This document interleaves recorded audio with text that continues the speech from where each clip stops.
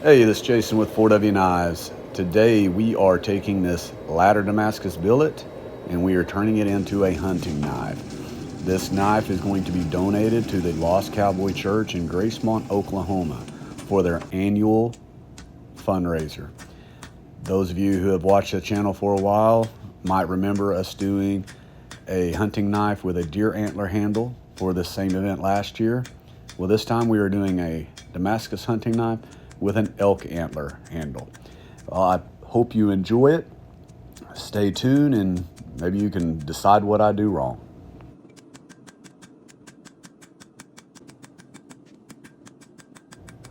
I have two styles of hunting knives that I like to do consistently.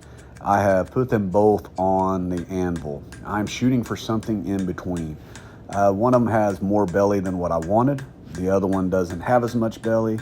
So I ended up doing one somewhat in between. I think it turns out pretty good. I'll let you decide that at the end.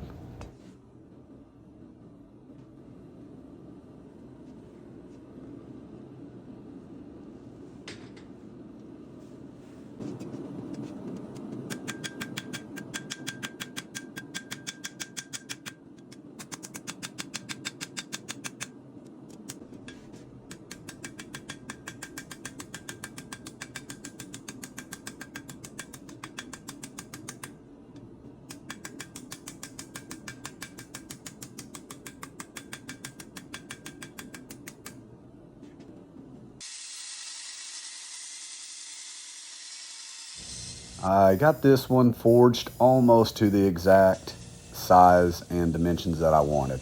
So I just had a little bit to do on the grinder to put in the final shape. It was probably one of my better forging sessions that I've had with the hammer.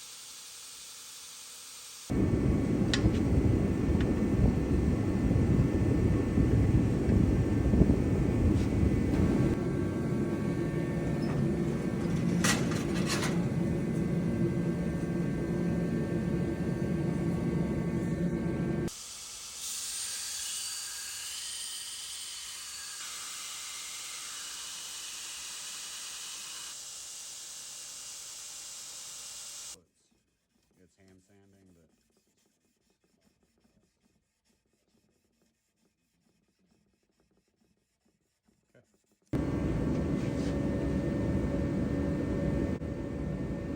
after doing all that hand sanding, I thought it would be wise for me to protect this blade through the next process. So I just wrapped some paper towel around it, put some duct tape on it, and I've got a little protective sheath. It's fitting that I am donating this knife to the church because this antler was donated to me by one of the parents of one of my softball players. So we're going to make sure that I've got a straight enough piece on this antler that's going to be wide enough to cover the handle and long enough for what I want. So I'm just going to hold it up to it, take a marker, and lay out what I want to cut off. As you guys get to watch this very exciting footage, I will take the time to mention that I am not going to stabilize this elk antler. I realize that there is a large group or large rationale for having antlers stabilized. I do not have the means to do this, and I don't want to have the added expense. Therefore, I'm going to do what I have done many times over the last 3 or 4 years and do it without. Maybe it'll come back and get me someday, maybe not, but they have been making these antler handles for a long time.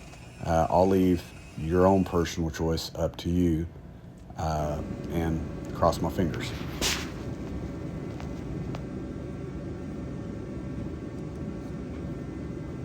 Next step in the process is to find my center line or the best center mass on this antler. I draw a couple of lines on the end and then I connect those. Take it over to the portaband and do my best attempt to stay on the lines. I don't do a very good job of staying on the lines, so it comes out a little bit wonky, but I take it over to the grinder shortly thereafter and we flatten the scales out. They were a little thick anyways, so thinning it on the grinder was a good thing. You do have to be careful. As you thin them, they do get skinnier and they can sometimes get to where they do not cover the width of band.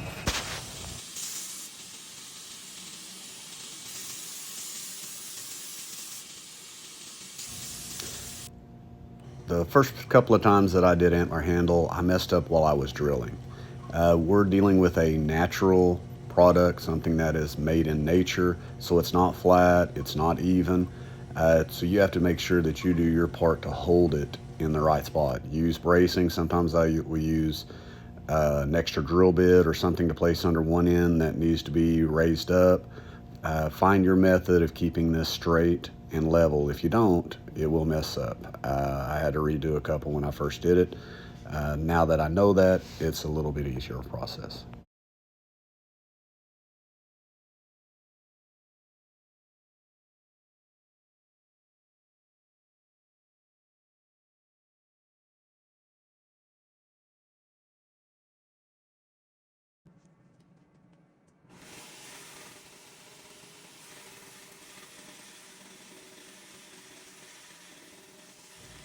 When I first started watching knife making videos and entertaining the idea of beginning to be a knife maker, I always saw a lot of warnings about breathing in dust.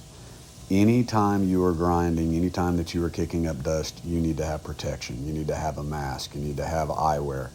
That is especially true whenever you are dealing with any type of antler. This stuff can be pretty nasty. It will mess you up. Make sure that you are using something to protect your lungs.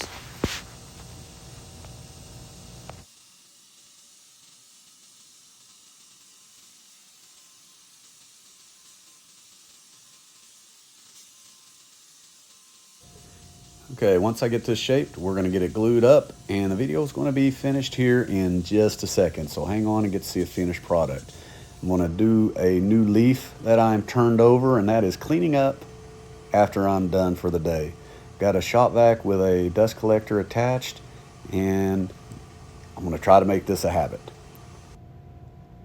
And now we have our finished product. I hope you enjoyed this video. I hope you got something out of it. And I hope you like the product that I made. I appreciate it, and until next time.